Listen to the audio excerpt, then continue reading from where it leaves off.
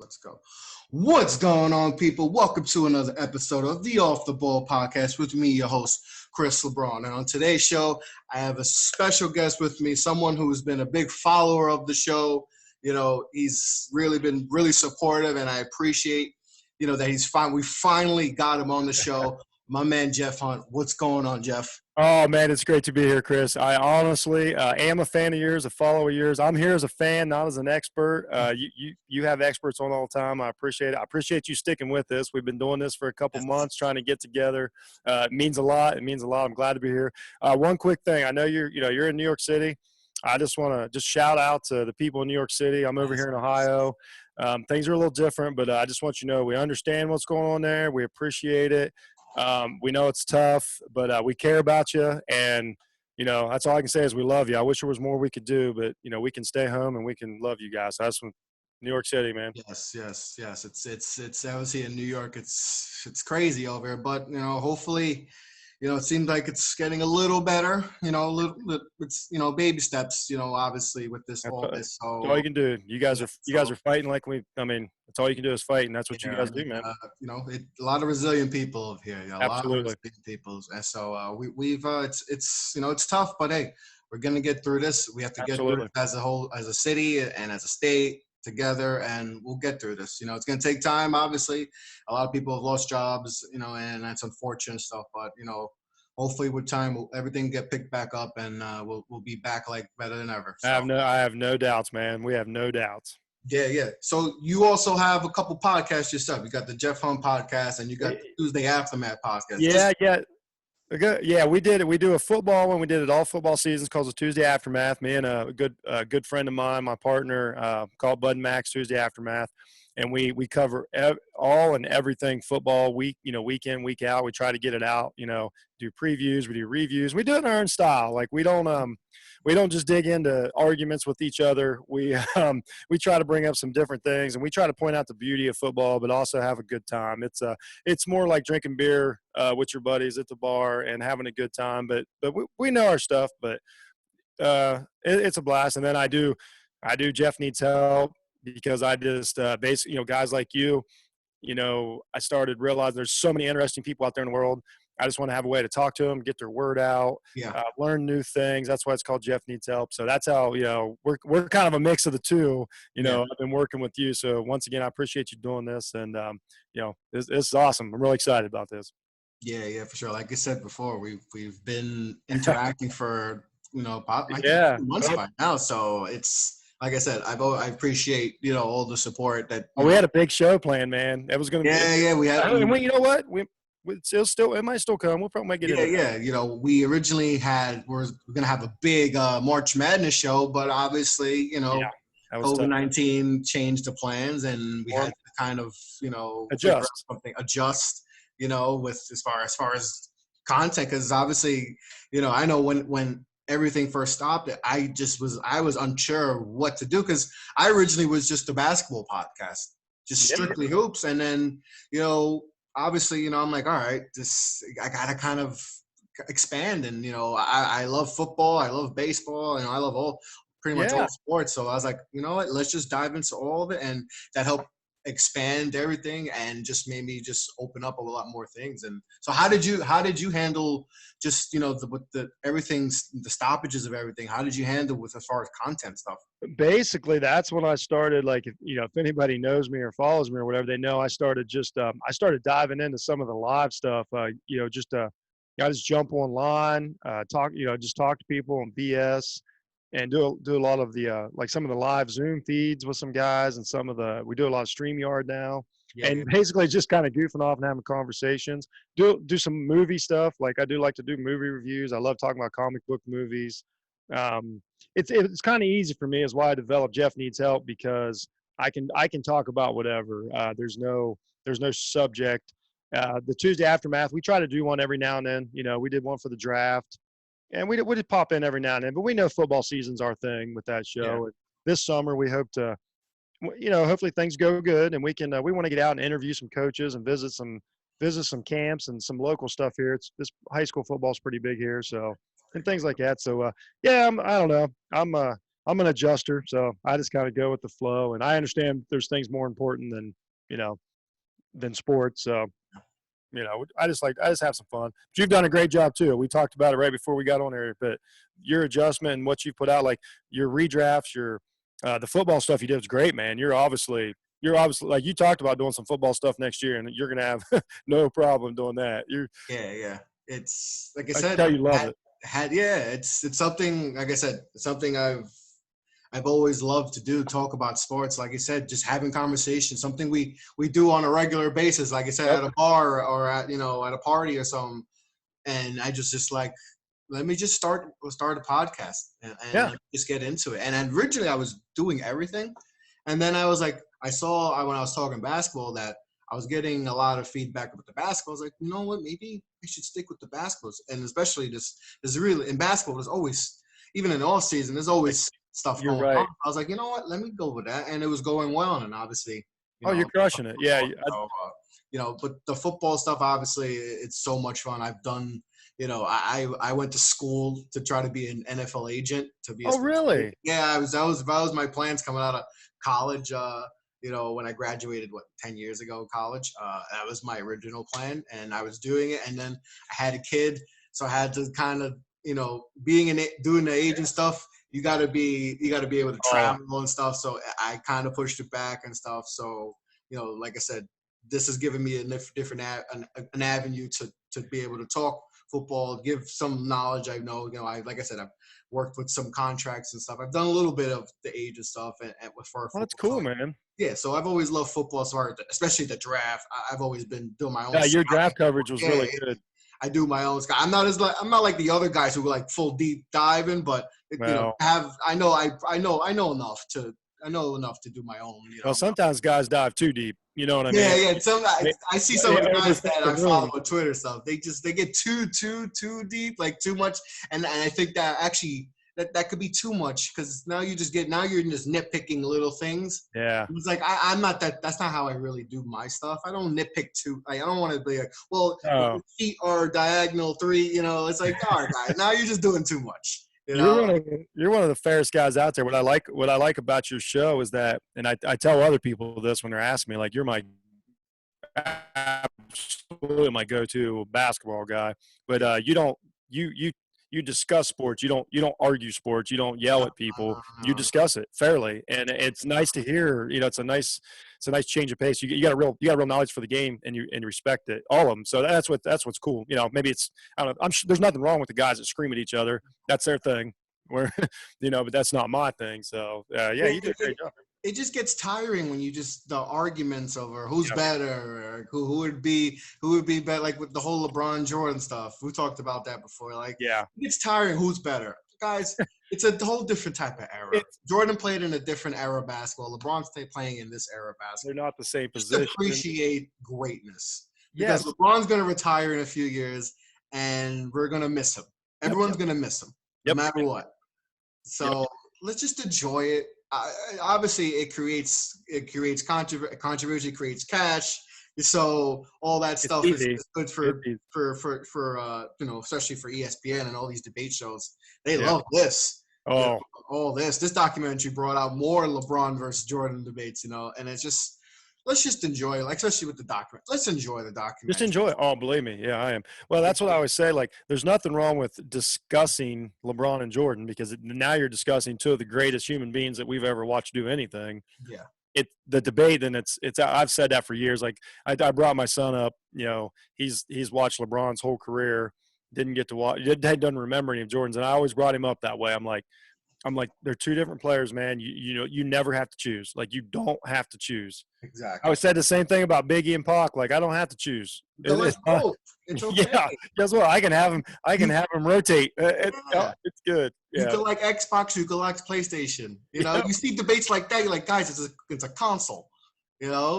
You could like, if you like two things, you could like two teams. Yeah. I mean, to like two players. You could like Jordan and LeBron. It's cool. Yeah, I love them both. I dearly love them both. I don't know if they're my two favorite athletes, but they're right up there. And I've enjoyed, for me to be lucky enough to be able to watch the majority of Jordan's career and remember it, and all of LeBron's.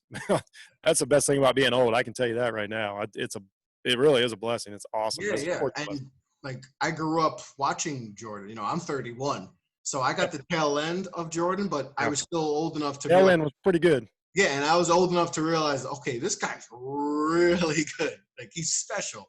Like he's good at what he does. You know, so you know, and obviously watching all of LeBron's career, you know, I'm not going to say he's one of my favorites, but you appreciate the greatness. You appreciate the game. Yeah. So it's just, you know, you take, it's tiring. Oh, who's better? Who's this? Oh, They're both great. To me, they're the two greatest players of all time, and that's good enough. You know, whether you have Jordan 1 or 2, it's okay. I used to get mad, oh, you can't think LeBron's better.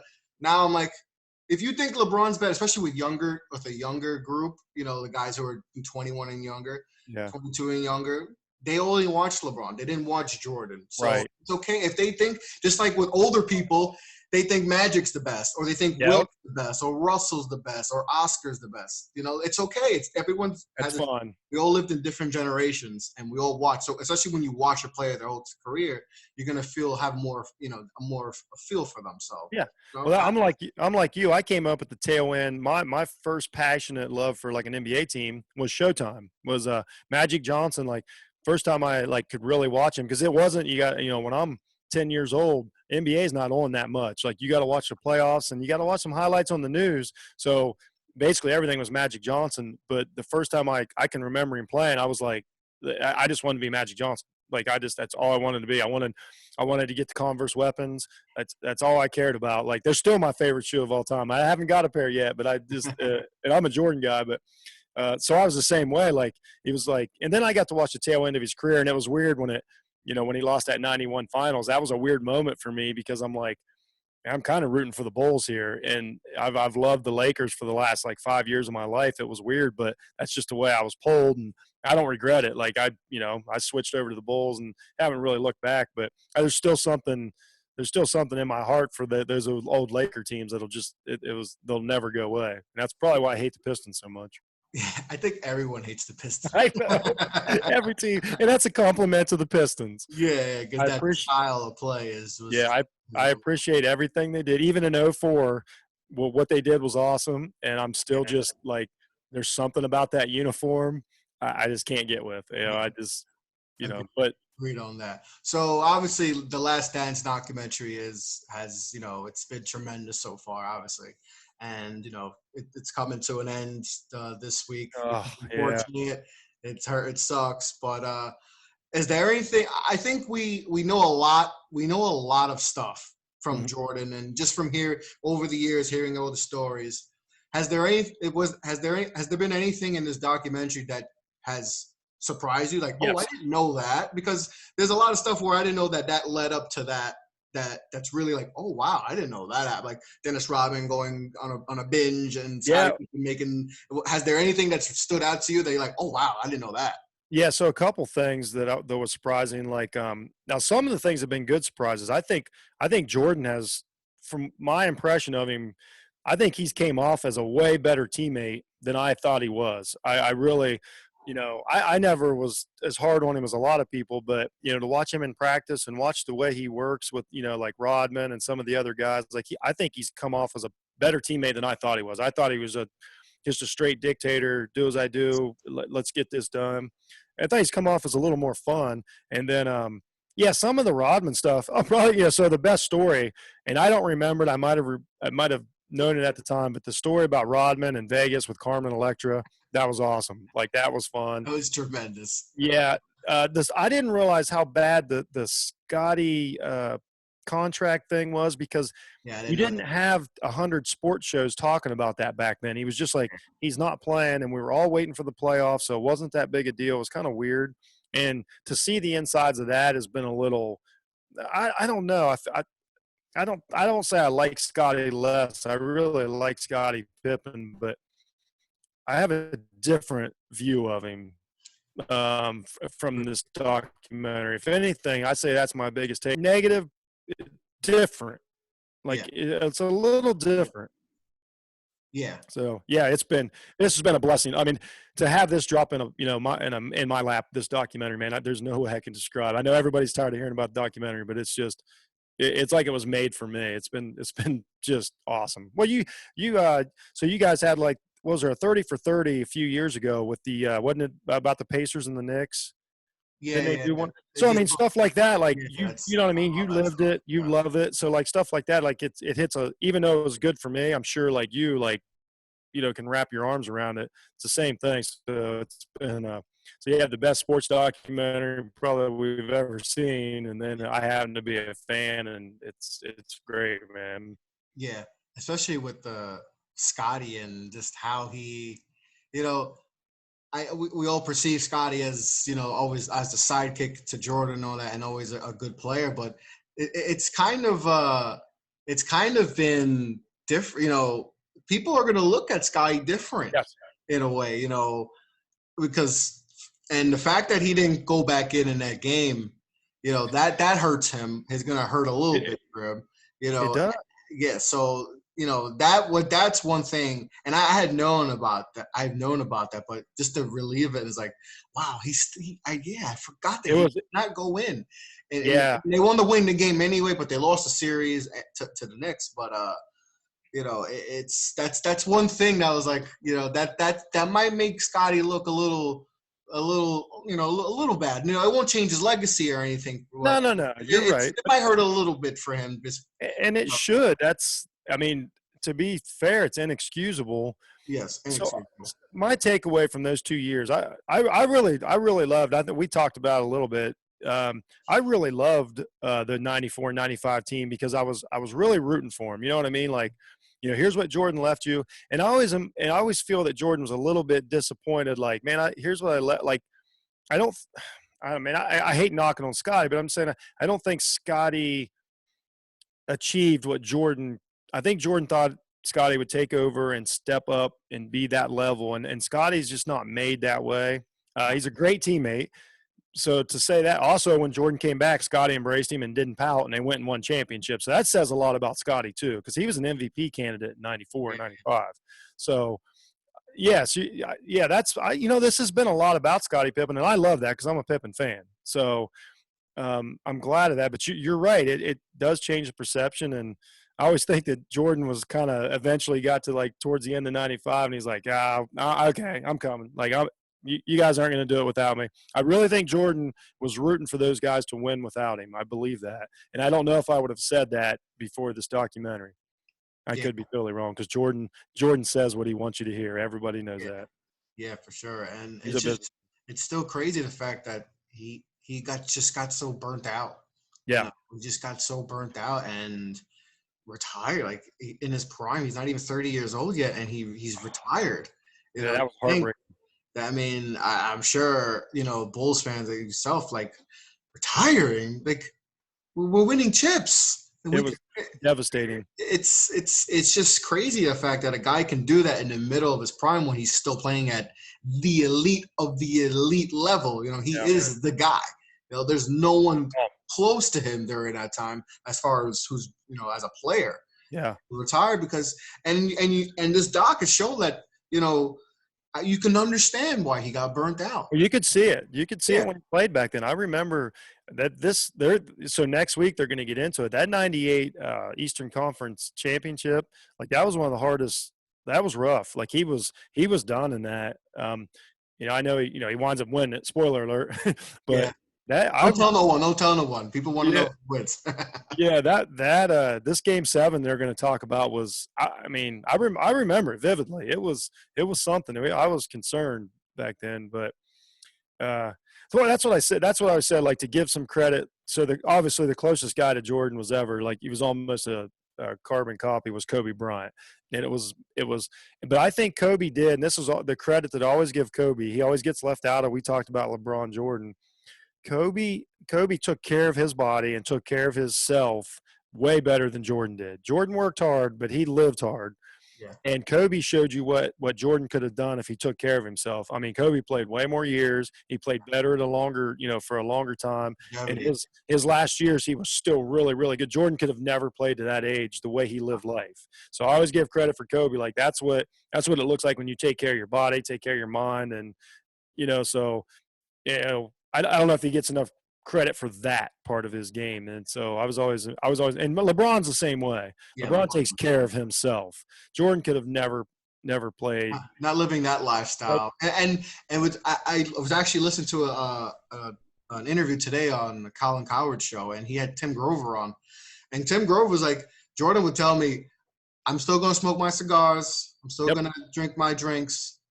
So you have to figure out something, a regiment that's going to work around that, because I'm not giving away that stuff. So, Kobe, as you know, Kobe, we don't know, Kobe wasn't a big gambler and all that stuff. So smoking cigars, LeBron, same way too. They don't go as hard like that as Jordan did. Yeah. That's why those guys were able, LeBron's still playing in year 17, still playing at, and like I said, elite of the elite level. Right. Kobe was, elite level for 20 years, so you can, those guys took took care of their body as far as not doing all the other crap, that Jordan was, because Jordan loved to do was going to gamble at 2 a.m. He was going to smoke his cigars. You see it in the doc. He's smoking cigars swinging a baseball bat, Yep, exactly. He lived by his own rules, but he's still put in time. But it's just crazy to think that he retired once, he's retired twice, And we'll never know about the second one. They might get into it next week with, he had that thumb injury and that strike-shortened season. We'll never know if he would have came back to try and play, 3 months. But, it's history now. We'll never know. If he wouldn't have cut himself opening on that cigar opener, who knows? Yeah, they might have stole a fourth one. Yeah, I mean, they might have had 8 in a row, 9 in a row, 10 in a row. It's or he might have collapsed on the court. Oh yeah, or he might have retired after the next season. It's the legend. The legend will just go. It's good to imagine, like, oh, they could have won 8 in a row. They could have won 9 in a row. Yeah. Yeah, we'll never know. It's always and I'm glad I didn't have to see him go down. The Washington years I forgot all about. I don't even know. Yeah, not even sure that happened at this point. That was a business decision. Everybody knows, but hey, he was on the court, and that was the first time he was on a video game. So that was awesome. You could actually play with Jordan on a video game. Because they had his rights for all those years. So yeah, he was always like some weird name in the video game. Yeah, right. Yeah, it was always, it's like Barry Bonds in video games. Yeah, it was like John Dowd or some weird name. Like, yeah. You're Barry Bonds. You got the stance and all that. Just yeah. They're like, wait a minute. Yeah.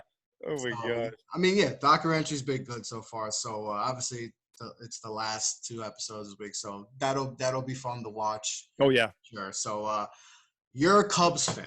Yes, I am. You are a Cubs fan. So obviously I want to talk about 2016 and just, I'm a Yankees fan, and I felt I was rooting for the Cubs so hard. I think most of America was rooting for the Cubs, except for Cleveland. We wanted, except for Cleveland, and now they have the longest. I think the longest.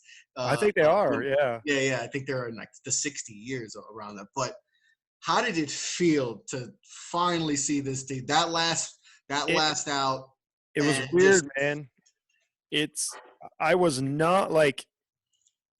I was numb. Like, here's the thing. That's funny because I don't watch every game the Cubs play, but there's a couple teams that I have trouble watching because I'm so invested.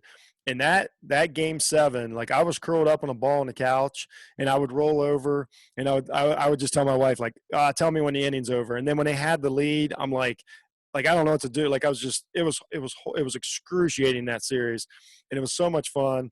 And then you had the rain delay. Oh, that home run, that home run. It makes me – I can't – when I watch the replay – so obviously I live here in Ohio, so the Cleveland station's on a lot, and they show that replay as a highlight all the time because I have a bit of a rivalry with the Cleveland Indians now because before they both went to the World Series that year, all the Cleveland fans are like, well, if it can't be us, we hope it's you. They changed their tune dramatically once it happened, and they turned on Cubs fans like – cheat this and rain delay this and all that. Excuses. Yeah, so we go to Cleveland and they have like American League banners everywhere. And so by then I'm all tore up. So I'm always like, oh yeah, I love your runner-up banners. Like I was just being a total jerk the whole time. Not like 2 people, but because of how they changed their tune. And but they still show that home run that he hit in that game. And I mean, I still can't. watch it. And then, everything worked out. You have, Chris Bryant stumbling and getting the last out. It's over. And it was awesome. Like, I was numb, like literally numb for a day. Like, we went out the next night and just went all around everywhere I'd go around town. I don't know if you know what Touch Tunes is, but, you go into a bar or whatever and you play your own music on the jukebox through your phone. So I played Go Cubs Go, like, for a week, like, and not to rub it in, like, just to celebrate. And so I got there's not a lot of Cubs fans around here. You got me, my wife. I got a good friend that lives, down the road. So we all celebrated together. It's just starting to wear off. I was like, no, I'm going to give them 5 years. Like, I'm not going to get greedy. I really thought that team would win two out of 4 is what I kind of guessed. And they still might. Last year was crushing. The next year I let it slide, the collapse and all that. I don't know. It's but then I keep reminding myself, I'm like, no, man, I waited 30 years or whatever. I was a fan. I can't get greedy, but they're talking about blowing up the team and all this. And I'm like, I thought that team was going to win even 2 out of 5. I really did. And actually, what was it? The year before when they beat St. Louis in the playoffs, until the World Series, that was the greatest playoff victory I'd ever seen. Like, that was awesome. And then I knew that team was going to be special, and then they did it. Some of the teams, like, there were some great teams back when Sosa was there. Derek Lee, man, he had a few great seasons, and just I don't know, but there was something special about that team. And I thought if you'd asked me right now, I'd say we'd have had 2 of them by now. But once again, I'm not going to be greedy. It's still awesome. Like, I still love it.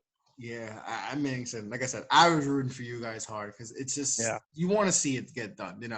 It's just all the losing I know and all the the tough playoff losses you guys have endured. Especially in 3. That I'm sure that's still that's crushing. But just to finally get that championship.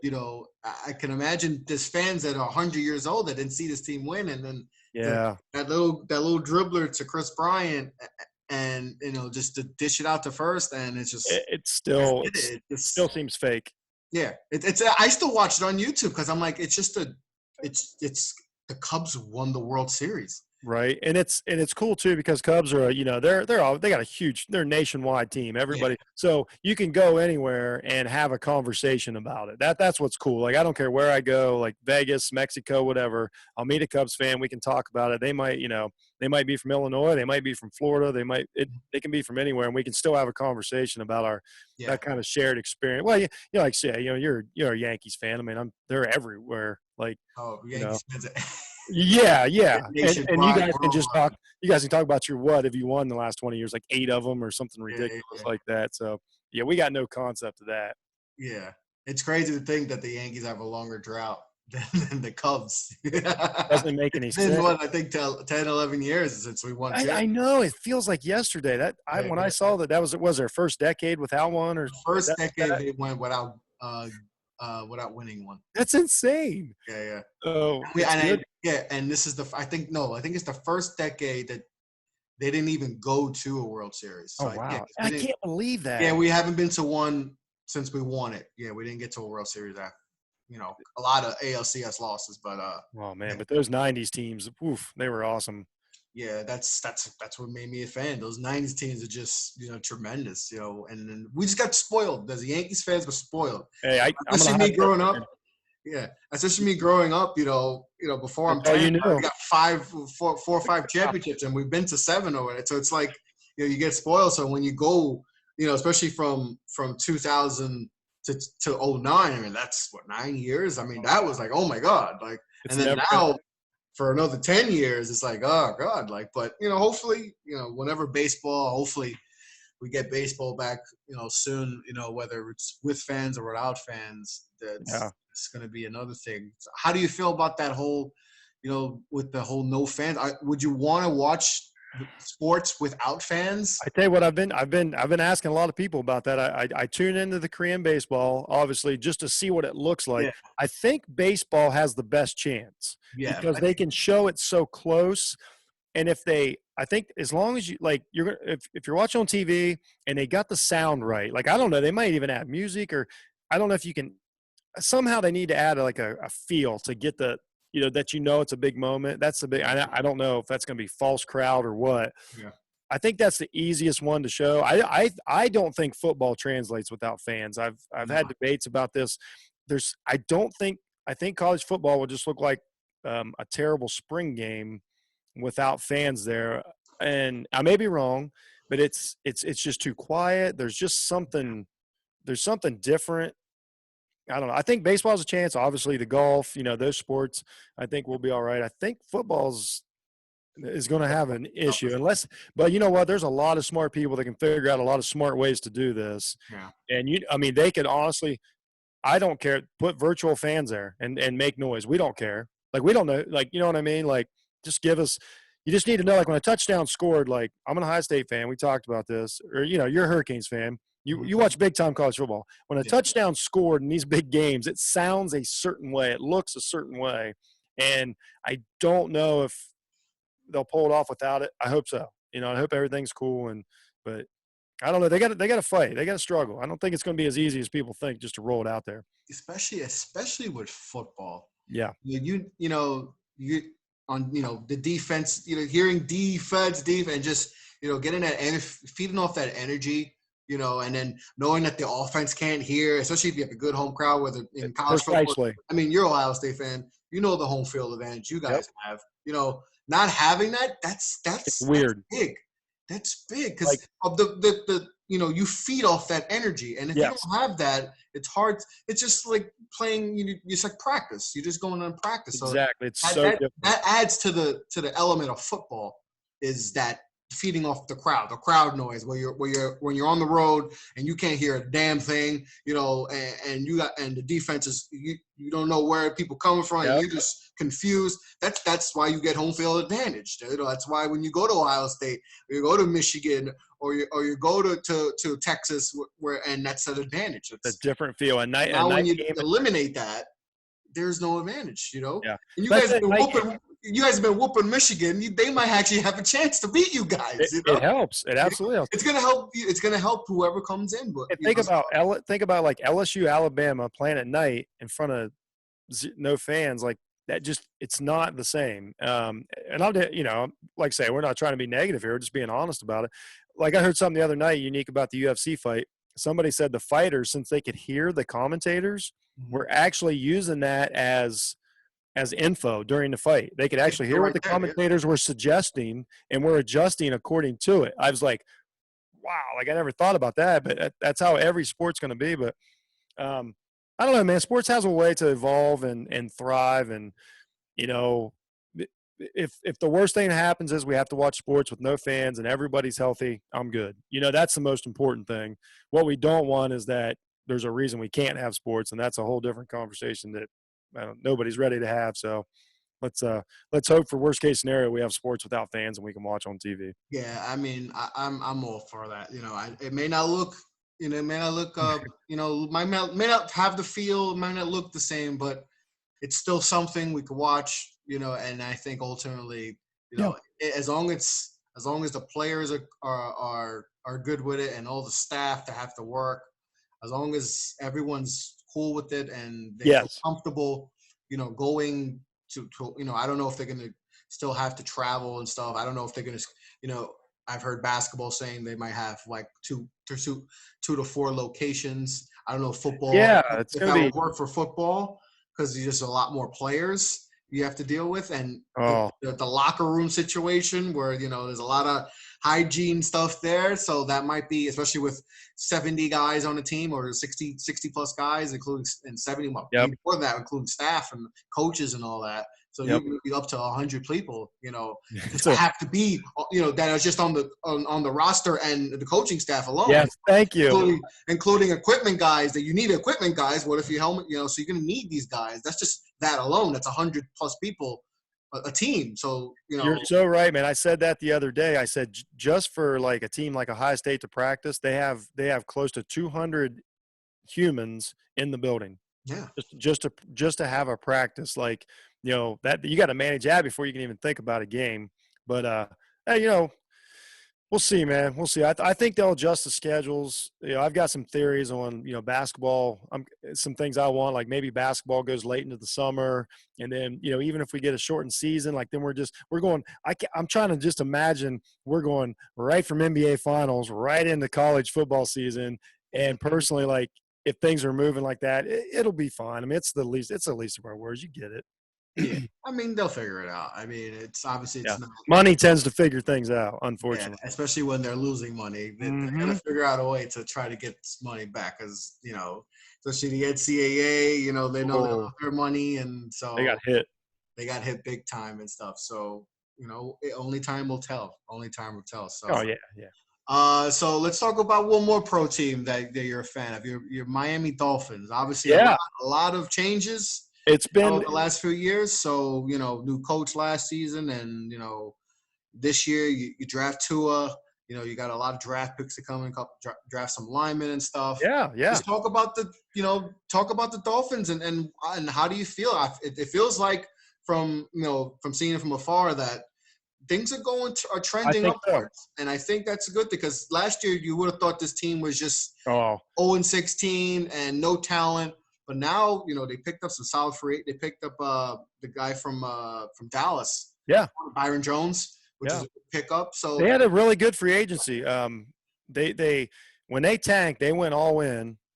But what they did smart is they didn't waste their salary cap. They saved some money too. So their free agency was really good. They picked up some solid defensive players, some linebackers, just to fill gaps at your important positions. Anybody listens to my show knows that my least of my worries is the quarterback. You got to build an offensive line. You got to have defensive linemen. You got to have 5 or 6 linebackers that can do a job.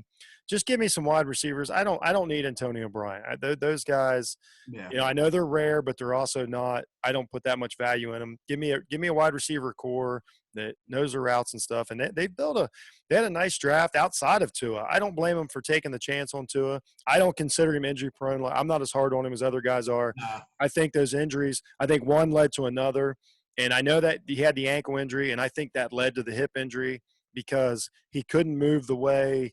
Yeah. That he's supposed to move, so it caused another injury. I don't think he's injury prone. I don't really totally believe in that in guys, except for guys that maybe don't, take their physical seriously.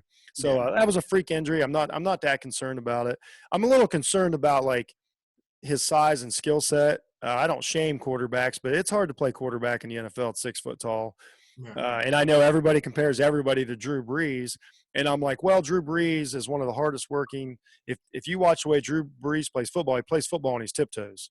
And he'll tell you that. It's amazing what he's done. So, not everybody can do that. No. You know what I mean? It's no different. We talk about the NBA.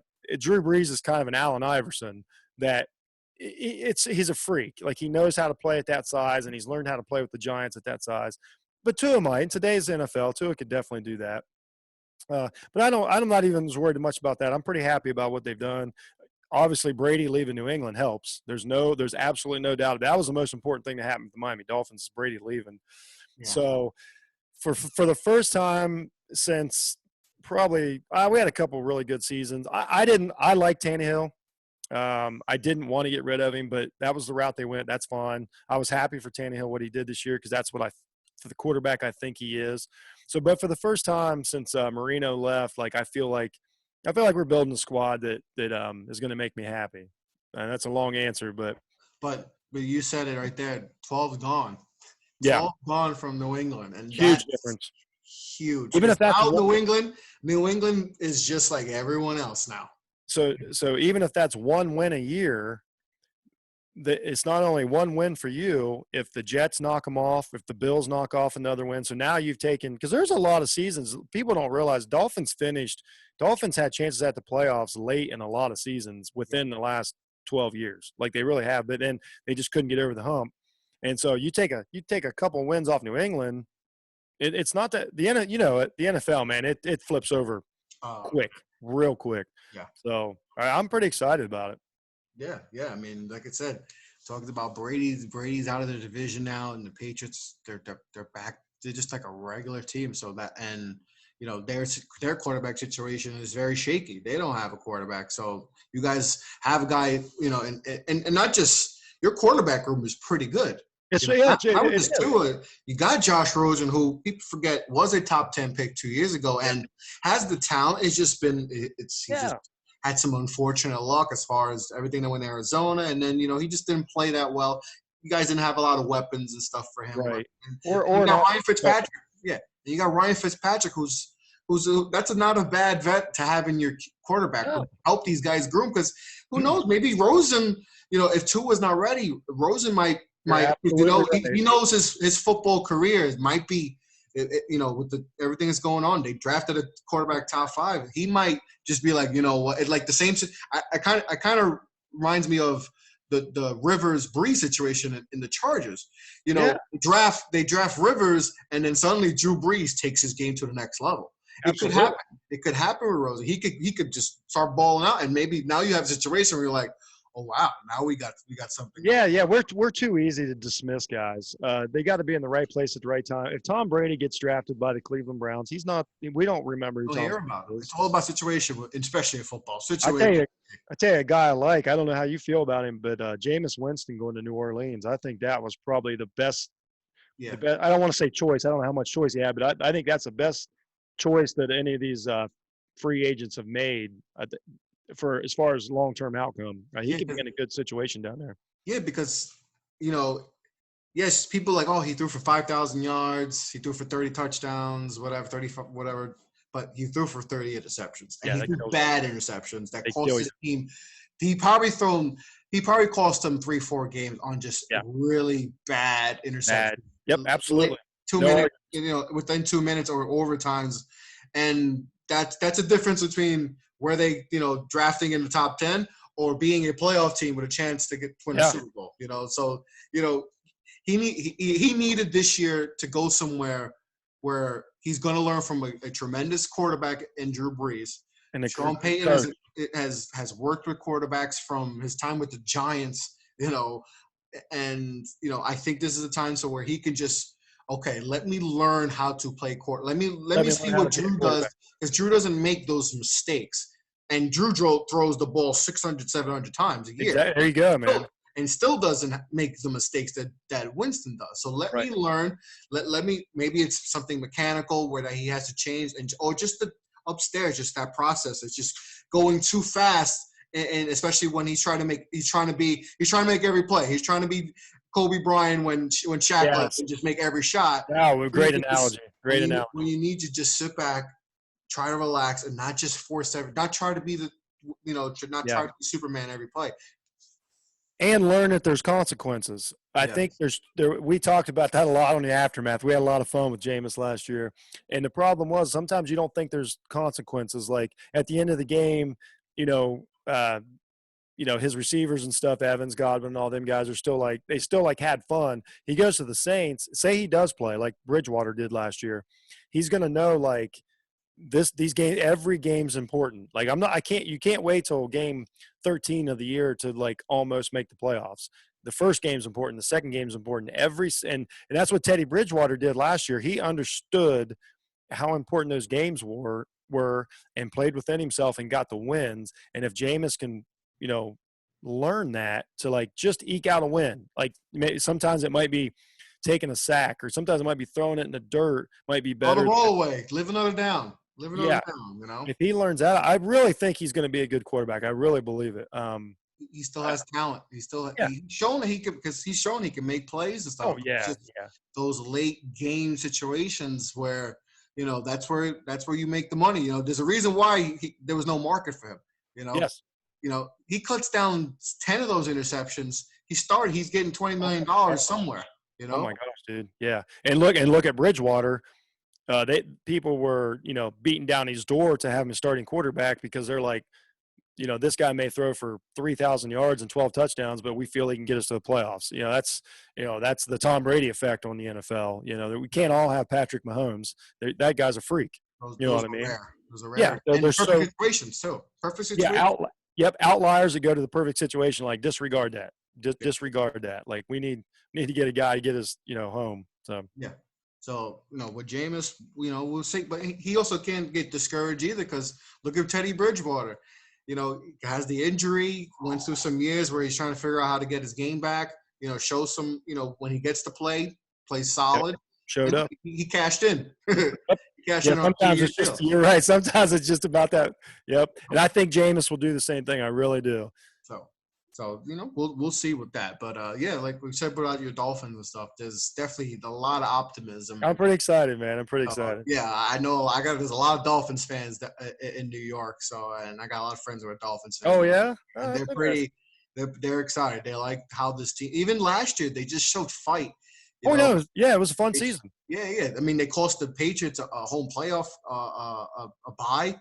That they ended. They could say they ended the dynasty. They ended the dynasty. You're right. You're exactly. Yeah. So I mean, there's a lot of things, a lot of optimism. Devontae Parker finally living up to his potential. He was a Pro Bowler last year, and he balled out. Yeah. And what I like is they're not throwing money at the because I am so against like these big time loudmouth wide receivers. I love wide receivers. Mm-hmm. I love the position. I love the way they play it. But I'm not a fan of throwing all the money at them like a lot of teams do, and that's a huge mistake, and it'll cripple your. You look at what Cleveland did with Odell. Odell's a great player, but it doesn't translate to wins. Yes, thank you. I've had with the Giants. Being a Giants fan, as much as I love Odell, you've seen it. We were winning. Yep, absolutely. We had one good playoff year. We made the playoffs. He dropped 3 passes. And then the whole boat stuff, when you have a bad game, you got to expect that, all that other crap's going to come up. They're going to talk. Yeah. Even if it had no effect, him going to from vacation with that playoff week and going down on the boat trip. It's a bad look, man. It's just a bad look, especially when you have a bad game and you lose. You could have been in a film room. You could have, not to be too hard on the guy, but that I feel the same way. We'll have to have you on. We'll have you on later in the year, man, when we start warming up for the NFL season. Sure, yeah. We'll have you on. We'll talk NFL football and Giants. We'll talk some college. We'll have a good time, man. Yeah, for sure. I'm definitely interested with that. But let's talk about your college team. Absolutely. Anytime. I hate saying their name, but the Ohio State Buckeyes. Yes. So obviously, it's a religion here. It really is.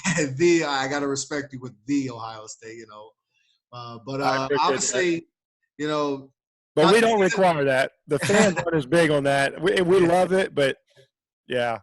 But obviously the season didn't end the way you guys wanted it to end. That was tough. It's hard to have one of the best seasons you've ever watched and like you feel empty. But we talked about it. You're a Yankees fan. You get it. Like, I mean, it's part of being a fan of a great team. We accept nothing. And when I say accept, I don't mean like we're arrogant. I'm just saying it's when we go into it, like we come into this year, we're going to be number 2 or number 1 team in the country. Like no doubt about it. We have no excuses. Probably number 1. Probably number one. Yeah, because LSU lost a lot of guys. Yeah, well, and then you got Clemson with Clemson. Lawrence. Oh yeah, yeah, of course, Clemson. Yeah, but it's cool. I totally respect that. But we have a chance every year.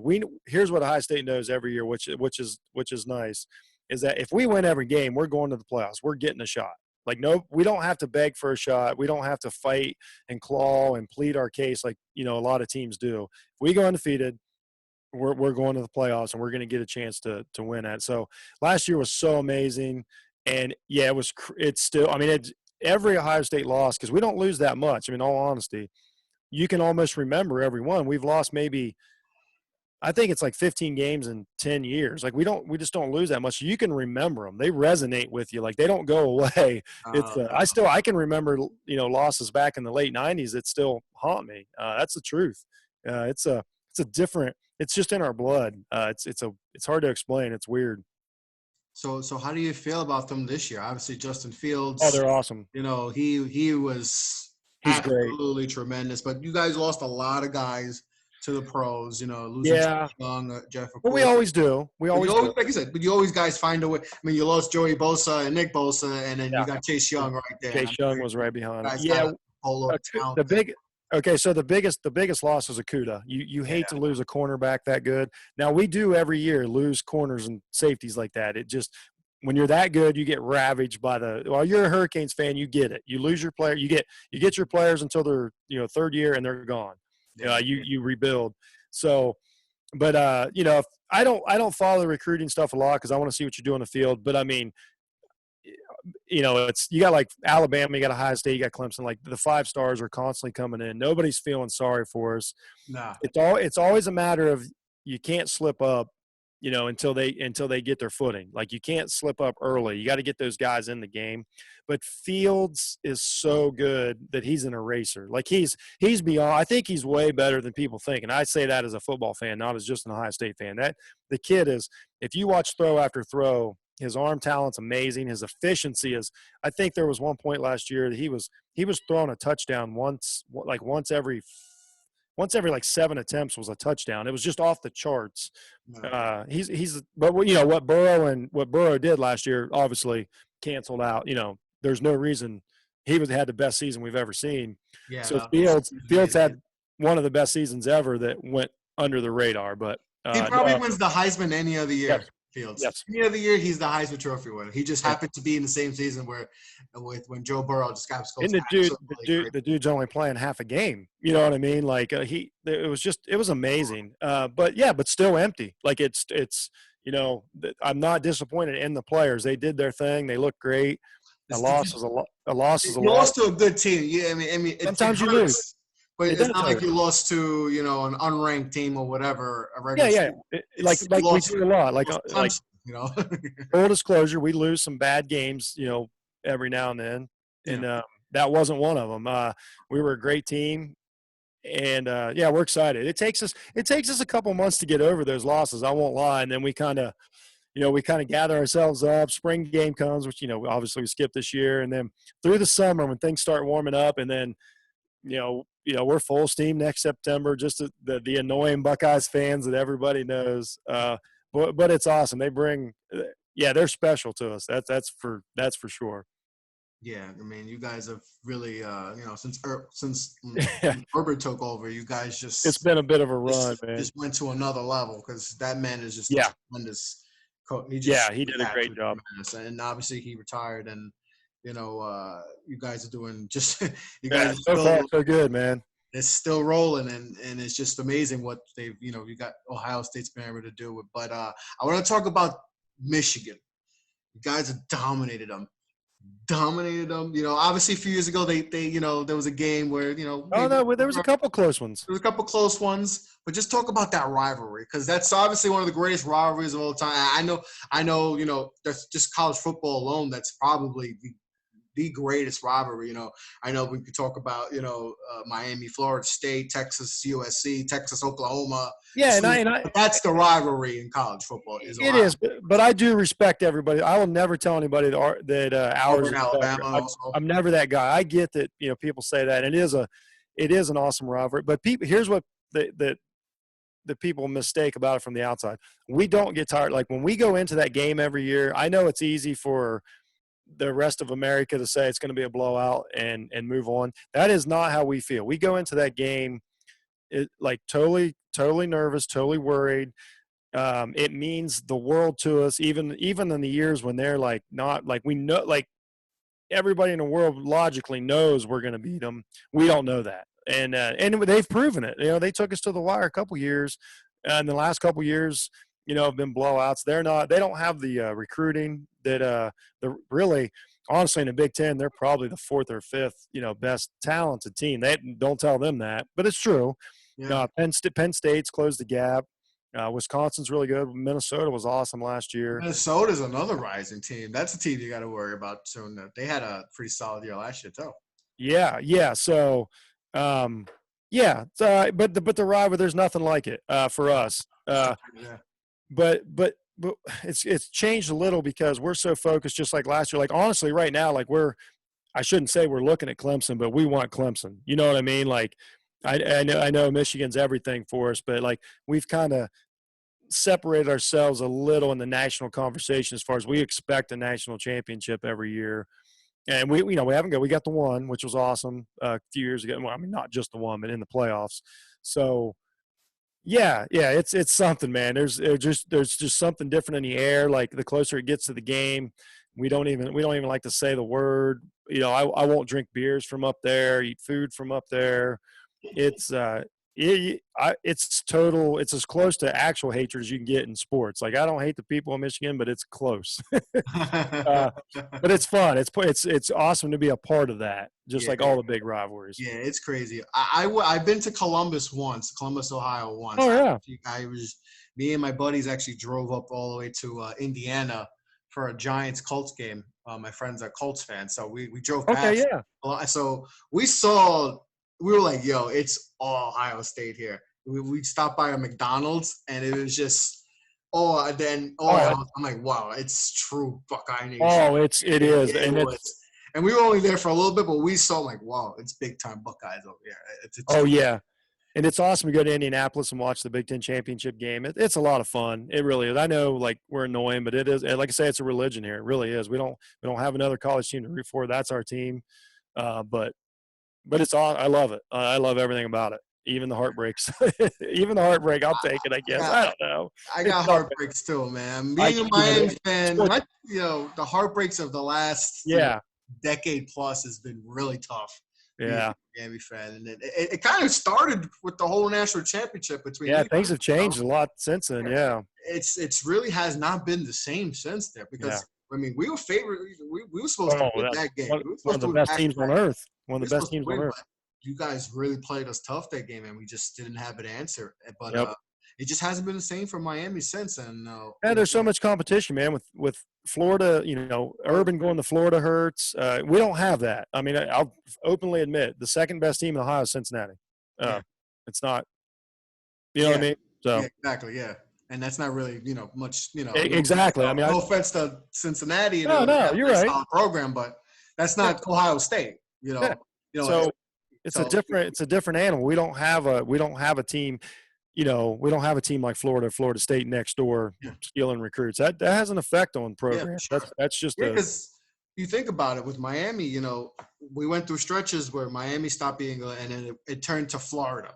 Florida had their stretch where they were dominant, and then you even got teams like UCF and them. US. I mean, even UCF, USF. This one or two players, man, changes everything. Florida International. I mean, we lost to FIU last season, and They built Florida Atlantic to so many schools, but it goes to Miami. It usually it always goes in like Miami's not good, dominant, and then it goes to Florida, and it's Florida State had their run with Jameis. They had like a 4-year stretch where they were just beating down everyone. So, and obviously, maybe Florida right now is taking that turn and being the team for Florida, but it all comes down to quarterback play. It's simple as that. Oh, you got to have a quarterback. The quarterback room in Ohio State the last – you guys have had Joe Burrow, on the bench rotting. Take Martell, who's the quarterback for Miami now. He was a big time recruit. JT Barrett. You had Haskins in there. You got all these guys. It's all about quarterback play. Oh, it's 100%. College football. You don't have a quarterback. You're not doing nothing. You're right. You're 100%. 100%. Yeah. So that hopefully Miami, we got the Rick King, from Houston transfer. Mm-hmm. By far the best quarterback we've had since maybe Ken Dorsey. That's a great get. And so, hopefully, he can get us going because I'm trying to get to those players. I mean, a couple of years ago, we lost to Pitt and before the ACC championship, and we were the 4 seed, and I'm just devastated. I couldn't believe we lost. That was the closest we've been to the playoff. And then we lost 3 in a row in the next season, disaster. But you just want to get back to that national level. I get it. Hey, I get it, man. You're watching meaningful games that, that's hopefully we can get there. We'll see. Oh yeah. Everything comes around. You know that. Hopefully. You know what I mean? It'll absolutely come around. And I think with getting King is huge. I mean, I think that's, that can turn a program around. I'm hoping so. He's very talented, and they got some good. I'm rooting for the guy too because we did not like how that was handled last year with them redshirting him so he could get a senior year and all that.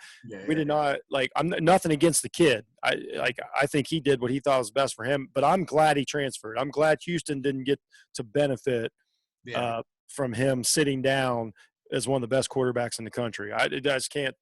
I was totally disgusted with Holgerfield on that, and I hope he winds up getting fired for trying to pull that off. And I hope Derek King does awesome. I really hope he succeeds down there. I mean that. Yeah, Definitely hoping. I'm all about the kids and the players, man. The people making money off of it it's just, And that's the next thing I want to talk about since you brought that up. How do you, obviously the NCAA has been profiting off these kids for way too long, Yes. and I'm definitely just been disgusted at how that aspect, how it's horrible. Guys are not allowed to benefit off their likeness, or just, if I want to give you a slice of pizza from the pizzeria, you can get in trouble for that. That's just wrong. It's so wrong that these rules exist. It's ridiculous. I can't help you with you travel with your parents coming to games. I can't, just the NCAA rule, their rules have just been, and I think with the whole G League thing going on, that guys going to the G League, I love it. That is the greatest thing to happen for the NCAA, because now it's going to open them and okay, we can't lose guys, especially in basketball, which is it's probably going to affect more, especially in basketball, where we're going to lose all these 5 stars who help Zion. Look at Zion, how big he made college basketball last year. Imagine Zion going to the G League. That would hurt college basketball last year. It's huge, especially in basketball. 2 or 3 guys make a huge difference in basketball. Exactly. Even football, man. We talked about it. We've talked about this, this subject, because I'm on the board. I'm with you. I'm predicting it's going to happen. And we talked about when the XFL, if they're not going to, they folded, but could they develop into that? To that league. Yeah. And if you take, like, what if Justin Fields and Trevor Lawrence are like, we're going to go play for $1 million next year. See ya. That's a huge blow. 2 players changes the landscape of college football. Mm-hmm. And so basically here it boils down to this, and you and I both know it, is that people that love like college football or college basketball just come up with a reason for why it won't work. Yeah. That's it. And I agree. I don't want college football to change. It's going to. But and it's right, and that's just the way it's going to go. There's nothing, but it's not right. The players have never, and I don't want to hear, like, you can go back and listen to my episodes, the whole education thing and all that. It's a different subject. You get a scholarship, all that should be enough. Come on. Yeah, I don't. That's not the same. I can get a scholarship, but I can't go to McDonald's and eat because I can't. So we'll get a scholarship in that if I'm hungry. Yeah, and this, it's like. There's too much. We would do 2 hours on that, and I'd be happy to sometime. But if I go down that road, there's so many reasons that basically just say it. Like, you want to watch college football, just say that. That's the reason you don't want them to pay them. Uh-huh. But saying they don't deserve it or whatever. And Ohio State got nailed by it. Miami's got nailed by it. It's ridiculous. We've got a season that, what were we? I think it was 2011. We're 0-1. That's our season. Well, you lost. USC's had it. Like, Meanwhile, ESPN makes $1 billion off of it. We all know the story. And Nick Saban's making $10 million. I can't. Coach is making $8 million. We have the highest paid. He's the highest paid employee in Alabama. Yeah, most college football coaches are. I'm sure Urban was making north of $8 million, $8-9 million a year. So we have, I think, 3 assistant coaches now making $1 million a year. Assistant coaches. That's just how do you not see something wrong with that? Like, I have no idea how people don't like the one and done thing in basketball. I hate that. I think that's the worst thing to happen to college basketball, if you ask me. But I don't see. Here we go. That's a 2-hour show, and I know you don't have time. We can talk. We'll definitely get on this topic and talk, because like I said, I can go hours about the one and done and it's ridiculous. The NCAA, profiting off these kids. So hopefully with this whole likeness stuff, now that it can possibly, it's a start.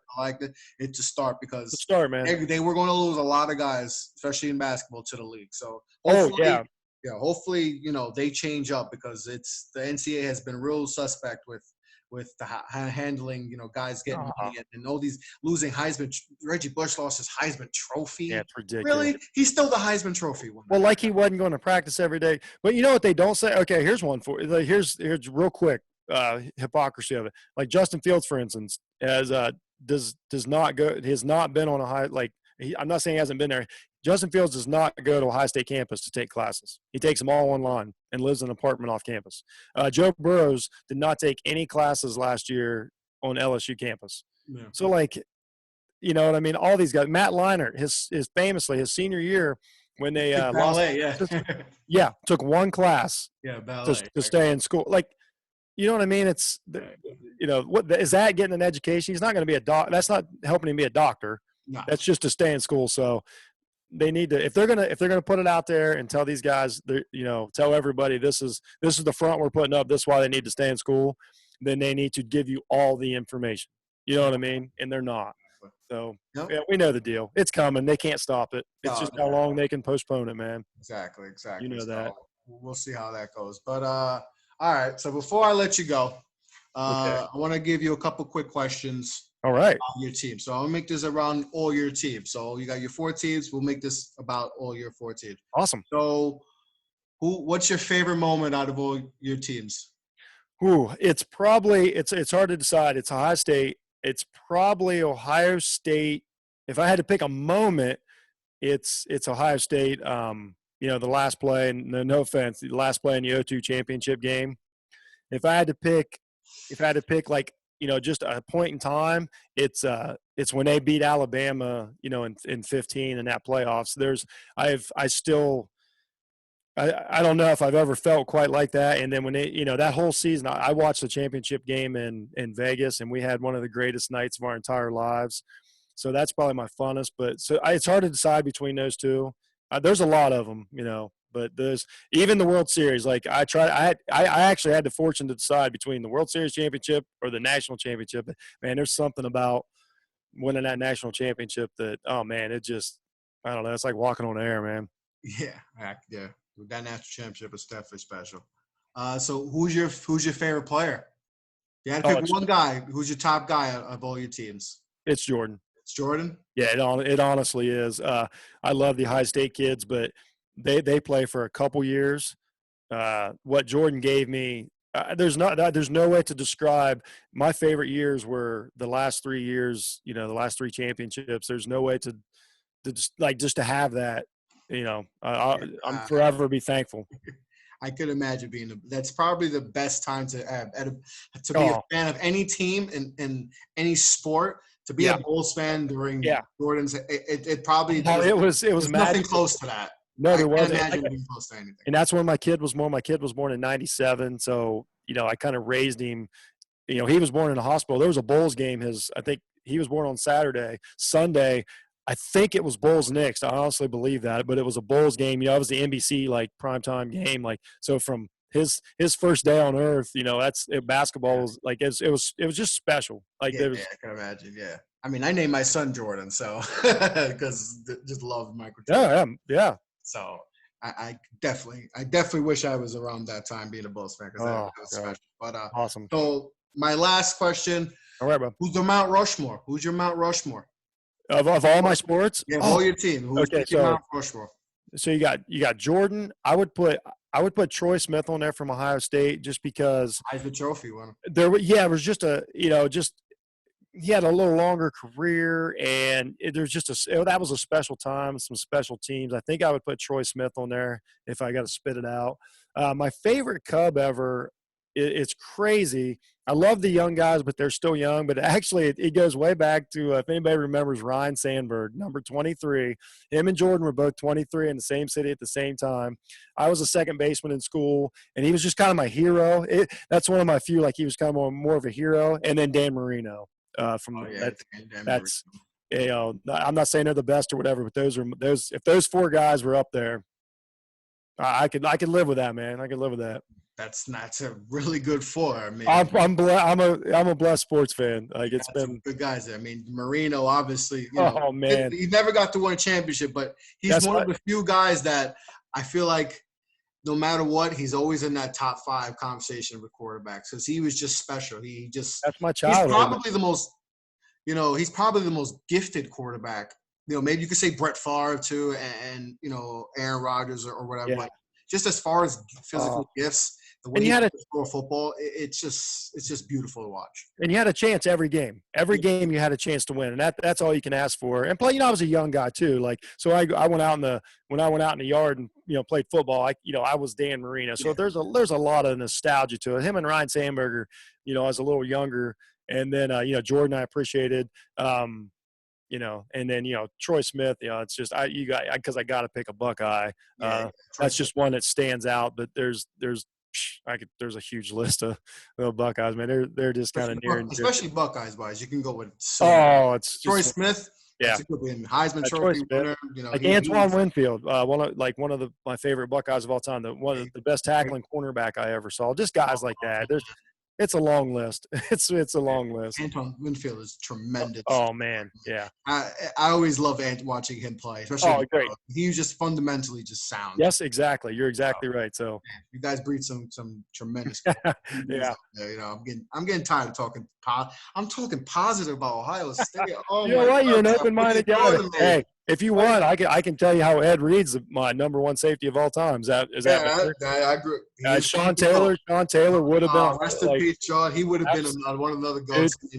Those early 2000, to 2000 to 2005, 6. I mean, we had those Miami teams just breeded out stars. Favorite answer of mine. That was right about the time, the mid 2000s when these freaks started coming up as tight ends like Gates and those guys, and they were like, what's the answer? And someone said Sean Taylor. That was the answer. Like that's he could do everything, and he was. So there you go. I mean, when I was a kid, man, I enjoyed the Hurricanes, especially those nasty, like the bad boy teams that they had. Man, I love that shit. I'm a kind of rock the boat kind of guy. Like, so when they were, irritating Notre Dame fans and stuff, man, I love it. Notre Dame is by far like them. And you live in New York. Notre Dame, Florida State, Florida, Ohio State, I can't stand. But those three teams, can't stand Notre Dame fans. They're annoying. The Catholic versus convicts thing was such a big thing. That was crazy. But, to shut up on Notre Dame. When Notre Dame loses, I always get like an extra, like, yes. It's always fun to see them lose. But those Miami teams were definitely fun growing up. So I enjoyed them. We'll see. I got to watch all that. Yeah. But though that's a good Mount Rushmore you have there. But Jeff, thanks, this was a pleasure, man. I'm happy we got to do this finally. Thank you very much. This was so much fun, so yeah, man, like I said, you're tremendous. You're doing great work what you're doing, and I look forward to always watching your stuff. Appreciate it. Yeah. I got some stuff coming up tonight. I'm gonna get on with the guy. We're gonna talk some Bulls and talk some Last Dance. But I'm seriously, man, this was a big gift for me. That's an honest answer right there. Thanks for having me on. You're doing great stuff. Keep it up. I love the direction you're going. We have two different styles, which is awesome. But what you're doing, man, is I really keep up the redrafts and all that stuff. It's a blast. I got one this week. Oh, that's great. I love them. Doing one Thursday, so yeah, man. I'm looking forward to that. Yeah, you're a player. You bring up a lot of players that people might overlook. So you're a player guy too. So I appreciate that totally. Yeah, like I said, I just try to be, get more insight. I've, like I said, just been a big, huge sports fan my whole life. You can tell. I really love just diving into numbers and behind the scenes and understanding more than just the actual game and just backstories and all. So that's just something I try to put to the show and give that people that element that they probably don't listen to on a regular sports show on radio. They might not get that. So hopefully I give them that. You do, man. I'm going to have you on later in the year. I want to talk we're going to talk some New York basketball. I want to talk New York basketball and point guards and just the game itself. That's kind of my thing. So I'm going to pin you down. If you're going to get too big for me here soon. I'm going to have to pin you down too, bro. Nah, man. I always remember you no matter what. Oh, I appreciate that. This has been fun, to take the show where I took it, where I was just talking into a screen, and then to little by little gain some traction, creating, networking with guys like you and so many other people I've networked. I'm sure you the same thing with you, man. Oh yeah, it's great. It's been a blast. This has been so much fun, so hopefully continue success with you. I'm excited. I'm with you big time, and we're definitely going to be doing a lot more stuff together. So awesome! That's awesome. Looking forward to it. Yeah. So just tell the people where they can find your stuff, your websites, or whatever you got to plug. Your stuff. Yeah, you guys know the deal. It's Jeff Needs Help podcast. I'm all over Facebook. I'm all over Twitter. You can also Tuesday Aftermath. We're not doing as much right now because we're a football podcast. But if you go to my Facebook page, you go to my Twitter, you guys know the deal. It's easy to get a hold of me. I'm everywhere because I get a kick out of this. My thing is talking to interesting guys like Chris here. So I'm not hard to find. Yeah, I'll definitely have all the links posted. Appreciate it, man. In the show description, so appreciate it. Find your stuff. But Jeff, my man, we'll definitely keep in touch. We keep in touch as much as possible. We will. Yeah, we constantly talking to each other. But like I said, it was a pleasure to have you on. Oh, absolutely. Talk more, like I said, and like I said, continued success. I'll definitely be watching later. When you get on. So thanks, sir. Thank you for just being a fan of the show, a fan of my work. The fact that anyone likes to hear what I say, whether it's one person, whether it's 10 people, whether it's 1 million people, that's just appreciated. It's going to be 1 million people. I believe that in my heart, man. I appreciate the love that you've shown, and that truly means a lot to me. That you've shown support. I believe it, man. You're a genuine guy. Yeah. So you deserve it. Yeah. I appreciate all that. So thank you for all for support and stuff. And we're gonna get going soon. Together and do some more work, like I said. And I'm looking forward to that. So take care. Make sure you stay safe. You stay healthy. You too, man. To your family also. And we'll chat soon. All right, man. Goodbye, Chris. All right, Jeff. And guys, I'll have all the links posted. For the show and Jeff's links, so you could follow him on social media. And once again, if anybody wants to be on the show, hit me up. I'm an open book. Yeah, man. He's I'm not near as smart as Chris, but I'm fun. He's a tremendous guy and he's a tremendous follower. So make sure you go follow him and all that stuff. But I'll have that posted later. And got a busy week on the podcast this week. Got some solid guests lined up, and I might have a big time guest down the line. I won't share that yet because I'm working on it, but it has potential to be a major guest, awesome. Especially in the football field. So that's something I'm working on, and hopefully I'll get that. But and also I'm if I also doing a giveaway. If I get to 1,000 Twitter followers, I'm gonna be doing a little giveaway. I'll do a little Amazon gift card giveaway. $25 Amazon gift card giveaway. So go follow me on Twitter. Make sure you go follow Off the Ball Pod on all social media platforms, Instagram, Facebook, Twitter. Off the Ball Podcast is on YouTube, and we're all available on all podcast platforms. So on that note, stay safe. Jeff, you be good, my brother. I'll talk to you soon, and take care, guys. All right? Peace. All right, thanks, man. Yep.